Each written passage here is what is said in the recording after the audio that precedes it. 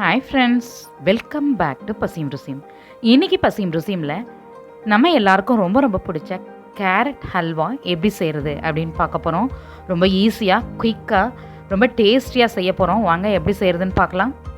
இதுக்கு தேவையான பொருட்கள் என்னென்னு பார்த்தலாம்.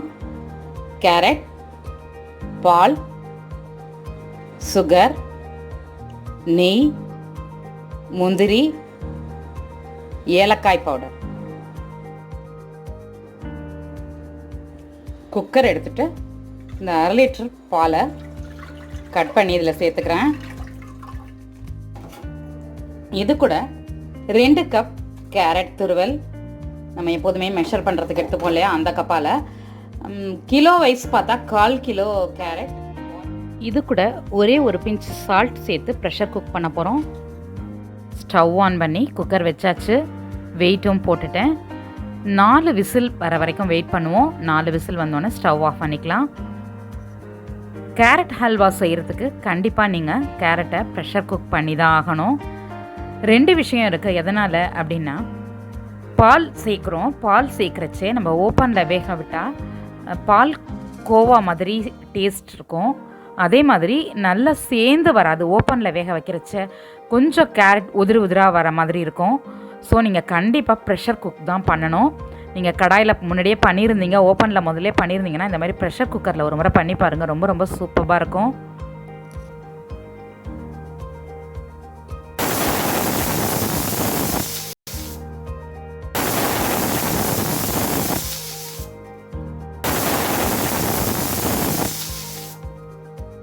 நாலு விசில் வந்துட்டு ஸ்டவ் ஆஃப் பண்ணிடலாம். கடாய் வச்சு ஒரு 2 ஸ்பூன் நெய் விட்டு நம்ம வச்சிருக்க முந்திரி அதில் ஆட் பண்ணி ஃப்ரை பண்ணி எடுத்துக்கலாம்.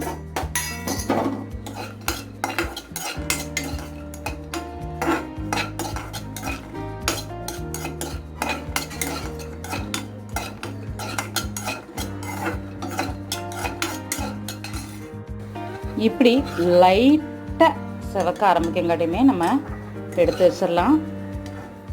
எடுத்து வச்சுட்டு இதே கடாயில் இந்த மீதம் இருக்க நெய்யோட குக்கரில் வந்து கேரட்டை வேக வச்சுருந்தோம் இல்லையா, அதை சேர்த்து அல்வா செய்ய போகிறோம். வேக வச்ச கேரட்டை இது கூட சேர்த்துக்கிறேன்.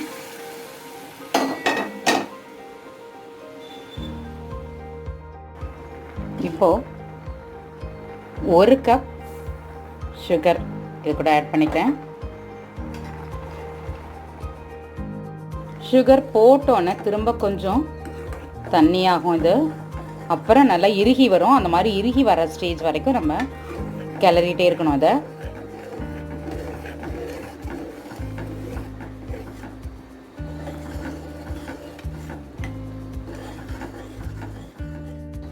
இந்த மாதிரி கொஞ்சம் சேர்ந்த பிறகு ஒரு 2 ஸ்பூன் நெய் ஆட் பண்ணி திரும்பவும் நல்லா கிளறிக்கிட்டே இருக்கணும்.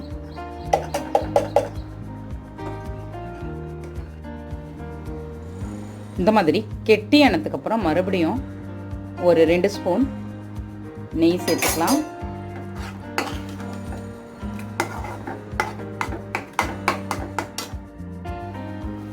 இந்த மாதிரி நல்லா நெய் பிரிஞ்சு பாத்திரத்தில் ஒட்டாமல் அந்த மாதிரி வரைச்சி நம்ம ஸ்டவ் ஆஃப் பண்ணிடணும். அல்வா ரெடி.